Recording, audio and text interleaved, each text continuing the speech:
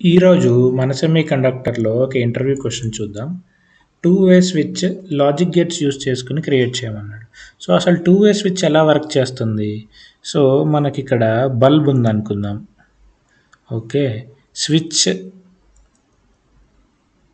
ఏ ఉంది,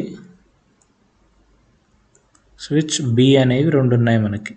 so two way switch ఎలా పనిచేస్తుందంటే ఏ switch ఆన్లో ఉండాలి, బి స్విచ్ ఆఫ్లో ఉండాలి, అప్పుడు బల్బ్ గ్లో అవుతుంది. ఓకే, సో ఇది మన కేస్. ఆర్ ఏ స్విచ్ ఆఫ్లో ఉండి ఇది ఆన్లో ఉంటే అప్పుడు కూడా బల్బు గ్లో అవుతుంది. వేరే రెండు కేసులో అంటే రెండు కేసులు ఆన్లో ఉన్న, రెండు కేస్ ఆఫ్లో, రెండు స్విచ్చెస్ ఆఫ్లో ఉన్న బల్బు గ్లో అవ్వదన్నమాట.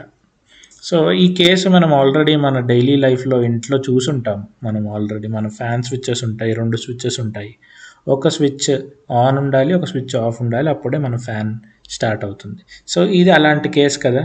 సో ఇలాంటి కేస్ని మనము లాజిక్ గేట్స్లో ఆల్రెడీ ఒక దగ్గర చూసున్నాం కదా.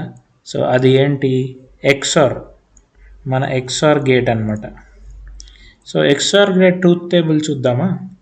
సో ఇక్కడ మనం ఇప్పుడు ఎక్స్ఆర్ గేట్ని నేను ట్రూత్ టేబుల్ రాస్తాను. ఏ అనేది ఇన్పుట్, బి అనేది ఇన్పుట్, వై అనేది నా అవుట్పుట్ అనుకుంటే 0 0 0 1 1 0 1 1 ఇవి కాంబినేషన్స్. సో మన ఎక్స్ఆర్ గేట్ అవుట్పుట్ ఎక్కడ వస్తుంది? ఇక్కడే వస్తుంది, 1 1 అని. రెండు ఇన్పుట్స్ వేరుంటే అవుట్పుట్ 1 అవుతుంది, మిగతా టైంలో అవుట్పుట్ 0 అవుతుంది. సో 1 అవ్వటం అంటే గ్లో అవ్వటం అనమాట. ఇక్కడ 0 అంటే ఆఫ్, 1 అంటే ఆన్లో ఉండటం. సో ఇదే కేస్ కదా. సో మనం దీనికి ఇప్పుడు సింపుల్గా మనము ఇక్కడ మనం డయాగ్రామ్ ఎలా గీసేయచ్చు? సో స్విచ్, ఏ స్విచ్, బి స్విచ్ ఉన్నాయి రెండు. సో ఎక్స్ఆర్ గేట్ గీసేసి అవుట్పుట్ ఏంటి మనకి? బల్బ్ అనమాట. సో ఇదే మన ఆన్సర్. Thank you.